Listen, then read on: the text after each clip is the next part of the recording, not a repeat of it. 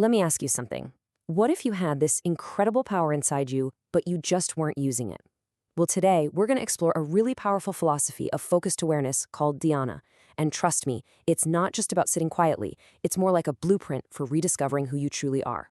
So our journey starts with this really striking image. Picture a child totally mesmerized by the lights and sounds of a big fair.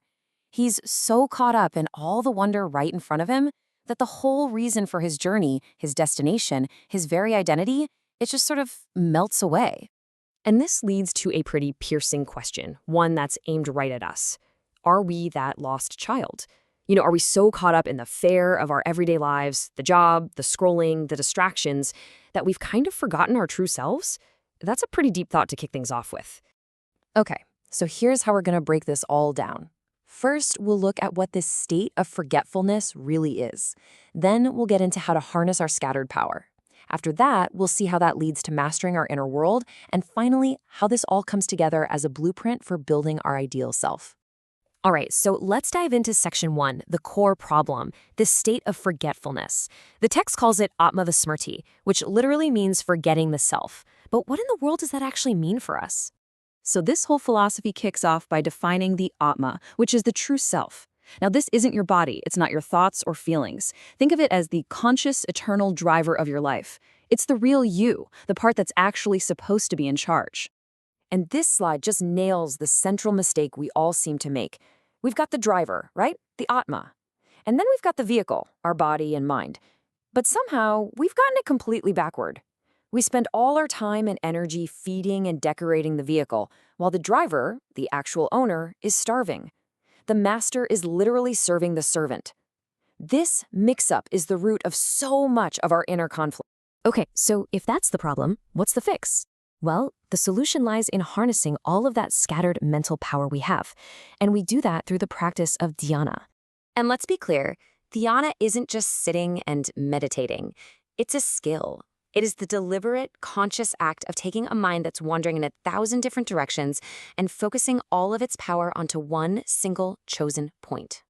To really get a grip on this, the text gives us some fantastic analogies.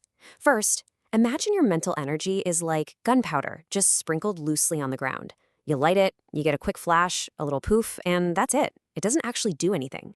But here's the magic. Dhyana takes that exact same gunpowder and packs it tightly into a bullet. Now, suddenly, that same amount of energy has incredible force, direction, and impact. It's a total game changer, from a useless flash to an unstoppable power. Here's another way to think about it. Just regular sunlight, right? Spread out, it's nice, it provides some gentle warmth, it's pleasant, but not exactly powerful. But take those same sunbeams and focus them through a magnifying glass, and you can start a fire. The energy was always there. Dhyana is just the lens that concentrates it. And this final analogy, this one really hits home. Think about all that steam rising off the ocean. It's massive, but it's powerless. Now, take just a tiny fraction of that steam, contain it inside an engine, and it can pull an entire train. That is the kind of potential we're talking about with a focused mind. So, what are the actual results of building this skill? What do you get out of it? Well, it leads to maybe the most practical benefit of all, gaining mastery over your own inner turmoil. See, by learning where to put our attention, we can finally learn how to navigate our own emotional world. We gain the ability to choose, to not just be swept away by a wave of anger or grief. It's not about crushing your feelings. It's about finding the balance so they don't control you, especially when things get tough. The text even shares this incredible, almost unbelievable real-world example. The Indian leader Lokmanya Tilak needed surgery on his thumb. He turned down anesthesia. Instead, he said he would just focus his entire mind on the scripture of the Gita. He became so absorbed that, according to the story, he completely detached his awareness from the physical pain of the operation. It's an extreme example for sure, but wow, what an illustration of mental mastery. So, okay, beyond just managing the day-to-day chaos, what's the ultimate point of all this? This brings us to our final and maybe most profound idea, using Dhyana as the blueprint for literally building the self. Think of yourself like an architect. The first step, you need a clear blueprint, a vision of the ideal person you truly want to become. Then you use Dhyana as your main tool to constantly close the gap between who you are right now and who you're aiming to be. And the ultimate goal? For those two, the current you and the ideal you, to merge and become one. And this reveals a really important distinction.